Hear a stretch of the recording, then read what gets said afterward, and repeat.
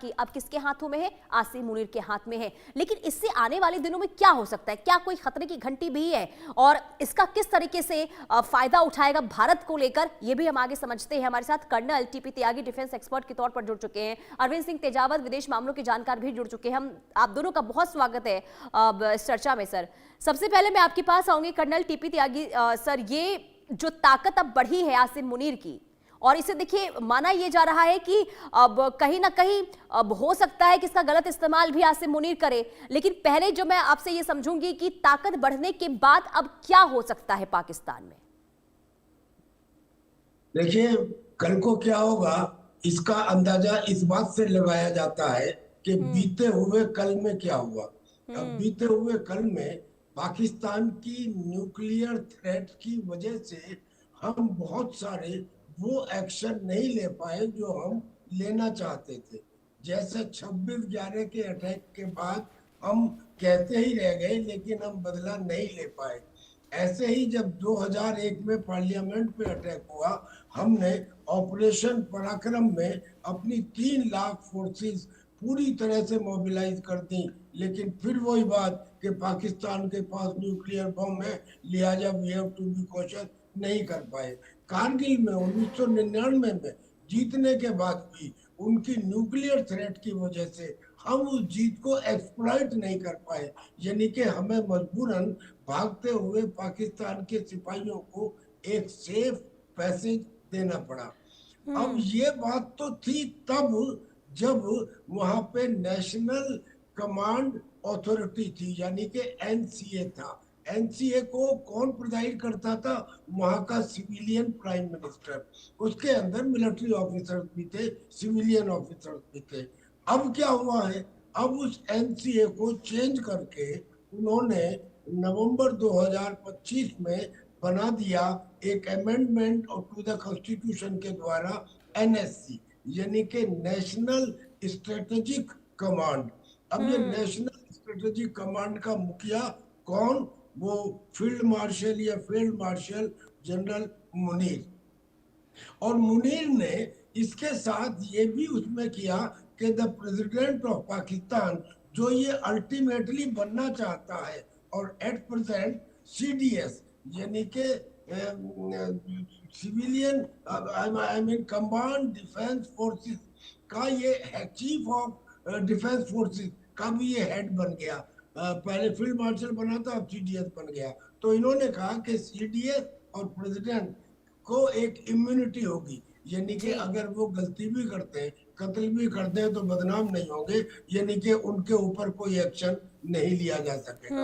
अब आप विश्लेषण कीजिए कि अब इसका मतलब ये हुआ कि न्यूक्लियर कमांड उस आदमी के हाथ में आ गई जो एक इलेक्टेड लीडर नहीं है, यानी कि जो अपने लोगों के लिए रेस्पॉन्सिबल नहीं है, और उस आदमी के हाथ में आ गई जो न्यूक्लियर अटैक करने की बार बार धमकी देता रहा है। यानी कि ये एक वॉलेटाइल लीडर हो गया, जैसे नॉर्थ कोरिया का किम जोंग उन है। और इसलिए ये खतरे की बात है। Nuclear armament should never go into the hand of generally military and particularly volatile leaders like him or Kim Jong Un. So this is a serious matter and we have to look into it with the help of international community. बिल्कुल। लेकिन मैं Arvind sir आपसे ये समझूंगी, अगर तीनों सेनाओं की कमान अगर एक व्यक्ति के हाथ में चली जाती है तो इससे आखिर क्या हो सकता है, क्या बदलाव देखने को मिलेगा, और कितना प्रभावशाली इस वक्त मुनीर पाकिस्तान में है?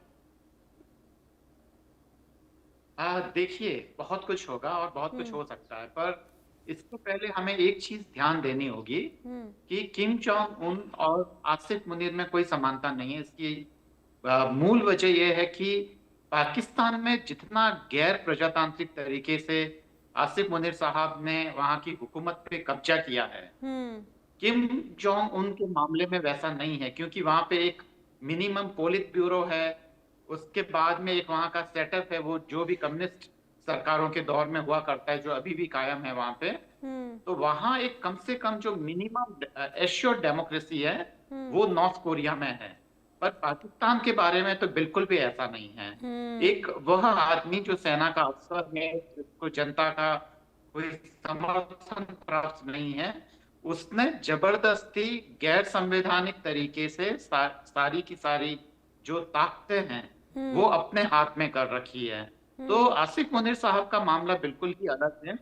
और दूसरी बात ये कि यह होने से क्या होगा, जब ताकतें किसी एक व्यक्ति के हाथ में आ जाती है तो इसका सबसे दुष्परिणाम यह होता है कि वह व्यक्ति कैसा है। अगर वह व्यक्ति अच्छा नहीं है तो इसके दुष्परिणाम होंगे, अगर वह व्यक्ति अच्छा है तो उसका ठीक होगा। जैसे कि राजशाही में होता था कि राजा अच्छा है तो प्रजा सुखी है, राजा अगर नाकाबिल निकल गया तो जनता के पास उसको हटाने का कोई मौका नहीं होता है। पाकिस्तान में हालात लगभग ऐसे ही हैं। और आसिफ मुनीर साहब के बारे में ये पक्का मालूम है कि वह एक कट्टरपंथी बैकग्राउंड से आ रहे हैं। उन्होंने पूरा का पूरा जो भारत के खिलाफ जो अपनी नौकरी के दौरान एक पूरा का पूरा काम किया है, तो इनसे किसी भी तरह से कोई बेहतरी की उम्मीद तो करना बिल्कुल भी ठीक नहीं है। और इनकी जितनी भी जो चीजें होगी वो हमेशा भारत और खुद पाकिस्तान के लोगों के खिलाफ होंगी। ये सिवाय ये वेस्ट के कठपुतली के अलावा ये कुछ और नहीं हो पाएंगे। जी, ओवर टू यू। बिल्कुल सर, लेकिन अब टीपी त्यागी सर देखिए ये भी समझना होगा, क्योंकि अगर हम एनएससी की बात करते हैं यानी कि नेशनल स्ट्रैटेजिक कमांड की, अमूमन देखा जाता है प्रधानमंत्री के पास होता है, लेकिन अगर सेना के हाथों में ये चला जाए, सेना के प्रभाव में रहे, तो इससे न्यूक्लियर कमांड चेन कितना इससे प्रभाव करता है, कितना असर इसका देखने को मिलता है? देखिए, नेशनल स्ट्रेटेजिक कमांड का चीफ कौन हुआ? Chief of defence forces. Chief of defence forces कौन है? Is general Munir. यानी कि national strategic command is directly under general Munir. It means his decision will be final. अब ये कहा जाता है कि power corrupts and absolute power corrupt absolutely. ये अच्छे राजा के लिए भी एप्लीकेबल है और बुरे राजा के लिए भी एप्लीकेबल है। और इसीलिए लोग राजशाही को छोड़ के डेमोक्रेसी की तरफ जाते हैं, और जैसा नेपाल में हुआ भी। तो ये वाला आर्गुमेंट भी ठीक नहीं है। एब्सोल्यूट पावर किसी को भी नहीं मिलनी चाहिए। अब उसको तो बिल्कुल नहीं मिलनी चाहिए जिसका एम्स एंड ऑब्जेक्टिव पुराने उसके एक्शन से पता लग रहे हो। अब तो ऐसा लगता है मिलिट्री के हाथ में न्यूक्लियर पॉलिसीज, स्ट्रेटेजिक कमांड और बटन को दबाने की पावर आने का मतलब ऐसा लगता है कि पाकिस्तान में जो बचा कुचा लोकतंत्र था, उस लोकतंत्र का भी वहां की सेना सामूहिक बलात्कार कर रही है। ये एक किस्म से डेमोक्रेसी वर्ड तो पाकिस्तान की जमहूरियत से हटा ही देना चाहिए। या तो आप अपने आप को कहिए कि मैं तानाशाह हूँ, और जो तानाशाह है वहां का नॉर्थ कोरिया का, उसकी भी जो मैंने एग्जांपल दी कि why he is equal to him is this reason कि क्या कोई उसे न्यूक्लियर अटैक करने से रोक सकता है? वो तो खुल्लम खुल्ला बोलता है, रोजाना मिसाइल टेस्ट करता है, रोजाना बैलिस्टिक मिसाइल टेस्ट करता है, और बोलता है कि हमारे सारे ऑप्शन खुले हुए हैं। अगर हम अमेरिका ने और साउथ कोरिया ने हमारे खिलाफ कोई एक्शन लिया, क्या वो ये बात वहां की पॉलिट ब्यूरो से पूछ के बोलता है? यानी कि ऐसे ही जो नेशनल स्ट्रेटेजिक कमांड है उसमें अकेला ये नहीं है, कुछ लोग और हैं ना, दे आर ऑल कठपुतली। तो इसलिए मैंने कहा कि he is like the north Korea Kim Jong Un, यानी कि टोटल एब्सोल्यूट कमांड इसके हाथ में आ जाना। अब ये गलत, ये हिंदुस्तान के लिए कंसर्निंग इसलिए है। ये अगर इसी तरह की कोई पावर मान लीजिए किसी छोटे देश नेपाल, भूटान आसपास में कहीं आ जाती तो कोई परवाह नहीं है। इनके साथ में इसलिए है क्योंकि आतंकवाद और हिंदुस्तान को डिस्टेबलाइज करना इनकी स्टेट पॉलिसी है। और वो स्टेट पॉलिसी नहीं, वो पहले दिन से है। वो एक जन्म जात इनके साथ ये लगा हुआ है कि हमें हिंदुस्तान का विरोध करना है, हिंदुस्तान को डिस्टेबलाइज करना है। कई बार कोशिश कर चुके हैं, और अब जब ये न्यूक्लियर पावर इनके हाथ में आ जाएगी तो एक और प्रॉब्लम है। दरअसल में पाकिस्तान के पास, जैसे उनके एक मिनिस्टर ने कहा था कि हमारे पास पाव पाव भर के बम है, आधा आधा केजी के बम है। उसने तो मजाक में कहा था, मगर ये सच है। हिंदुस्तान के पास टैक्टिकल न्यूक्लियर वेपन्स नहीं है और पाकिस्तान के पास टैक्टिकल न्यूक्लियर वेपन्स है। हमने जो संधि की थी पुराने समय में, उसमें हमने अपने हाथ बांध लिए थे और अब हम टैक्टिकल न्यूक्लियर वेपन्स नहीं बना सकते उस संधि के मुताबिक। पाकिस्तान ने वो संधि नहीं की थी, लिहाजा उसने टैक्टिकल न्यूक्लियर वेपन्स बनाए। अब इसका इफेक्ट क्या होगा? टैक्टिकल न्यूक्लियर वेपन मान लीजिए करीब 1 किलो न्यूटन का है और पाकिस्तान उसको इस्तेमाल करता है बैटलफील्ड में। उसकी यील्ड कम होगी, उसका इफेक्ट कम होगा, लेकिन पूरी की पूरी एक मिलिट्री ऑपरेशन के अंदर एक जो फॉर्मेशन है जो अटैक के लिए जा रही है, उस पूरी को बैटलफील्ड पे खत्म कर सकता है। अब वो बात दूसरी है कि उसके बाद में उसका जवाब हम स्ट्रेटेजिक वेपन से दें, क्योंकि हमारी न्यूक्लियर पॉलिसी में ये है कि अगर हमारे ऊपर कोई न्यूक्लियर अटैक हुआ तो हम उसका मैसिव जवाब देंगे। अब मान लीजिए हमने 100 किलो न्यूटन का जवाब दिया, तो वो जवाब देने से पहले इंटरनेशनल कम्युनिटी के लोग हमारे बीच में आ जाएंगे, नहीं सर नहीं ये हो गया, वो माफी मांगेगा, गलती करेगा, आगे नहीं करेगा, दुनिया भर के इवेंट बता जाएंगे कि इतना बड़ा आप एक्शन मत लीजिए। यानी कि ये जो टेक्निकल एडवांटेज है, ये एडवांटेज उस आदमी के हाथ में आ जाना जो ऑलरेडी इसको इस्तेमाल करना चाहता है, ये एक खतरा है। अब बाकी जवाब लीजिए आप विदेश मामलों के जानकार से। लेकिन इसके साथ मैं ये भी समझूंगी, क्योंकि अब देखिए एक व्यक्ति के हाथ में सैन्य पावर भी है और अब जिस तरीके से परमाणु का प्रभाव भी एक व्यक्ति के हाथ में है, और अगर ऐसा होता है तो रिस्क ऑफ मिस कैलकुलेशन की जो संभावना है उसको जरा आप समझाइए, किस तरीके से इसका हो सकता है असर? बिल्कुल हो सकता है जी, बिल्कुल हो सकता है। मान लीजिए जैसे ऑपरेशन सिंदूर 2 के बारे में बात चल रही है और पाकिस्तान ने लगातार कोशिश कर रही है, ये समझ में आ गया है कि जो दिल्ली का ब्लास्ट है वो सीधे सीधे जैश-ए मोहम्मद से जुड़ा हुआ है और हमारे प्राइम मिनिस्टर कह चुके हैं कि every act of terror will be taken as an act of war and suppose we decide कि हमें कोई एक्शन लेना है। अब हम उस एक्शन के अंदर, अब इन्हें तो लास्ट टाइम ऑपरेशन सिंदूर में बाई एयर एक्शन लिया था, इस बार हम नेवी से और ग्राउंड फोर्सेस से एक्शन लेते हैं। ग्राउंड फोर्सेस में मान लीजिए कोई अगर हमारा अटैक होता है और वो एक डिविजनल अटैक है और उस डिवीजन के अंदर 3 ब्रिगेड है, वो बैटल फॉर्मेशन के अंदर है, बैटल फील्ड में है, और पाकिस्तान उनमें से किसी एक फॉर्मेशन के ऊपर एक टैक्टिकल न्यूक्लियर वेपन का इस्तेमाल जब वो देखेगा कि मर गया और मुझे बचाने वाला कोई नहीं है, तो हो बिल्कुल सकता इनका है नेगेटिव प्रभाव देखने को मिलेगा। बिल्कुल सर, आप बने रहिए, आप दोनों, मैं आपके पास वापस लौटती हूँ, क्योंकि देखिए जिस तरीके से अभी तमाम चीजें पाकिस्तान के अंदर देखने को मिल रही है, लेकिन इसी बीच आपको ये बता दें कि पाकिस्तान और अफगानिस्तान में तालिबान शासन से नाराज है और अब सत्ता परिवर्तन का समर्थन करने की धमकी भी दे रहा है। वो टीटीपी के खिलाफ कार्रवाई चाहता है, लेकिन तालिबान इनकार कर रहा है। पाकिस्तान ने ये चेतावनी तुर्की के अधिकारियों के माध्यम से तालिबान तक पहुंचाई है। पाकिस्तान की मेन जो नाराजगी है वो ये कि अफगानिस्तान तहरीके तालिबान पाकिस्तान यानी कि टीटीपी के खिलाफ कोई ठोस कदम नहीं उठा रहा है, जबकि काबुल महीनों से ये दोहराता आ रहा है कि उसका टीटीपी से कोई संबंध है ही नहीं। सूत्रों के मुताबिक पाकिस्तान अब एक नई रणनीति पर काम कर रहा है। बताया ये जा रहा है कि पाकिस्तान की खुफिया एजेंसियां अफगानिस्तान की पूर्व सरकार के प्रभावशाली नेताओं से संपर्क में है और इसमें पूर्व राष्ट्रपति हामिद करजई, अशरफ गनी को से लेकर और अहमद मसूद और इसके अलावा नॉर्दर्न अलायंस के प्रमुख अब्दुल राशिद तक शामिल है। सूत्रों का यह दावा है कि पाकिस्तान इन नेताओं को अपने यहां पनाह देने की भी पेशकश कर रहा है ताकि वो इस्लामाबाद की जमीन से रहकर तालिबान शासन के खिलाफ आवाज उठा सके और सत्ता परिवर्तन की मुहिम को गति मिल सके। तो आपने देखा किस तरीके से अब जो तमाम चीजें हैं वो देखने को मिल रही है, लेकिन सवाल ये कि क्या अब काबुल के साथ भी स्थिति खराब हो सकती है पाकिस्तान की?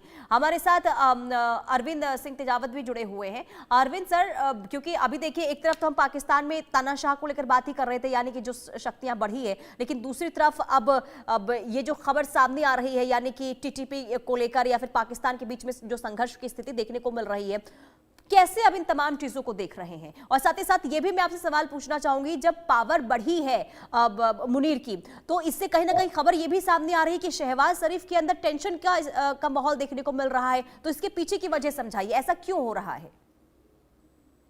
देखिए पुनीता जी, पहली बात तो त्यागी साहब ने बिल्कुल ठीक बोला है कि एब्सोल्यूट पावर करप्ट्स एब्सोल्यूटली। तो ताकत ज्यादा किसी भी व्यक्ति के हाथ में केंद्रित होना बिल्कुल भी ठीक नहीं है, खासकर तब जबकि व्यक्ति जहरीला हो और वह जहर जब बचपन से भरा हुआ हो, क्योंकि उनका पूरा परिवार और उनकी जो पूरी प्रैक्टिस है वो काफी रिलीजियस रही है और आपने देखा है कि वे तमाम भाषणों की शुरुआत ही किसी कुरान की आयत से करते हैं जिसका कोई एक तरफा मतलब होता है। तो आसिफ मुनीर साहब का वहां के ताकत में आना पाकिस्तान की जनता के लिए भी ठीक नहीं है। कारण ये है कि वो पूरी तरीके से पश्चिमी ताकतों की कठपुतली की तरह काम करेंगे और ये उनकी मजबूरी भी रहेगी। मजबूरी इसलिए रहेगी कि सेना में करप्शन काफी ज्यादा है और वह तभी करप्शन कर पाएंगे जब वेस्ट के यहाँ से हथियार आए और पैसे का काफी बड़ा आदान प्रदान आए।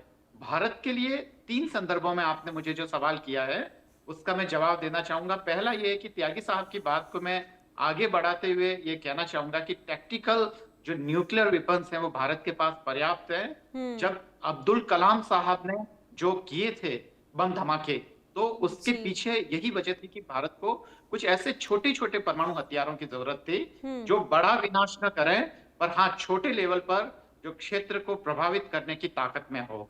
दूसरी बात यह है कि ये सारे वेपन्स बनाने के लिए अभी टेक्नोलॉजी इतनी ज्यादा आगे बढ़ चुकी है कि उसके लिए असल में धमाके करने की जरूरत नहीं है। बहुत सारा काम कंप्यूटर डेटा एनालिसिस से ही हो जाता है और लेबोरेटरीज में या वहां पे कमरों में बैठ के हम एक न्यूक्लियर वेपन का डिजाइन तैयार कर सकते हैं। उसके लिए असल में धमाके करने की जरूरत नहीं होती है, जैसा कि इजराइल के मामले में कह सकते हैं कि उन्होंने ऐसा कर रखा है और उनके पास वो परमाणु ताकत है।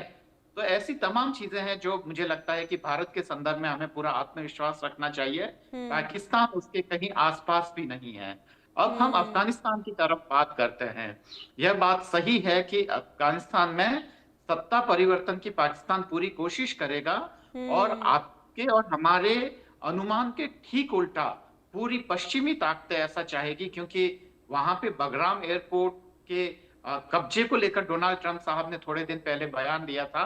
अफगानिस्तान शीत युद्ध वाला दौर वापस आए और अमेरिका ये चाहेगा कि शीत युद्ध वाले अपने दोस्त को वापस अपना करीबी दोस्त बना के अफगानिस्तान में अपनी राजनीति को हवा दे और पाकिस्तान चंद डॉलर्स के लिए अपने जनता के हितों को और इस क्षेत्र की शांति को अमेरिका के हाथों गिरवी रख देगा। और अफगानिस्तान में वो सत्ता परिवर्तन करना चाहेंगे ताकि एक कठपुतली सरकार बन सके और वहां से 3 देशों को कब्जा कंट्रोल किया जा सकता है, जिसमें चीन आता है, रूस आता है और भारत भी एक उभरती ताकत है। अमेरिका और पश्चिम को उससे भी खतरा है, चाहे वो सीधे सीधे तौर पे बोलना नहीं चाहता है, पर डिप्लोमेसी में वैसे कहते भी हैं कि जब आपके सर में दर्द होता है तो आप कहते हैं कि पेट में दर्द हो रहा है। तो भारत के खिलाफ भले ही बयानबाजी ना होती हो पर सतर्कता वहां पर भी है और वो हमेशा ये चाहेंगे कि भारत कभी भी एक बड़ी ताकत के रूप में ना उभरे। वो चाहेंगे कि भारत और चीन के बीच में कोई ना कोई मामला हो जाए ताकि अमेरिका अपनी पॉलिटिक्स कर सके। पाकिस्तान की जनता का तो शुरू से ही दुर्भाग्य रहा है। 1947 के बाद में ही जो एक मजबूत देश बन सकता था, उन देशों ने आपस में अपनी ताकतें खर्च की है। एक बड़ा संसाधन भारत चीन से भी ज्यादा मजबूत आज देश हो सकता था, पर आपसी लड़ाई में करोड़ों रुपयों के बर्बाद ने और वो सारा का सारा हथियार खरीदने के नाम पर वो पैसा पश्चिम में गया है। इसलिए पाकिस्तान की जनता का तो दुर्भाग्य ही रहा है कि उसको आसिफ मुनीर जैसे तानाशाह मिले और वो जनता के चुने हुए नुमाइंदे नहीं हैं। तो ये वाकई पाकिस्तान के लिए और इस पूरे क्षेत्र की शांति के लिए बहुत ही खतरनाक चीज है। बिल्कुल देखिए, ताकत बढ़ाने के लिए तमाम कोशिशें की गई लेकिन वो भी होता हुआ नजर नहीं आया, यानी कि पाकिस्तान जो है वो हर तरफ से नाकाम साबित हुआ है। बहुत शुक्रिया तमाम चर्चा में जुड़ने के लिए टीपी त्यागी सर और अरविंद सर, आपका भी चर्चा में जुड़ने के लिए। बहरहाल रुकते एक छोटे से ब्रेक के लिए, ब्रेक के बाद फौरन हाजिर होंगे।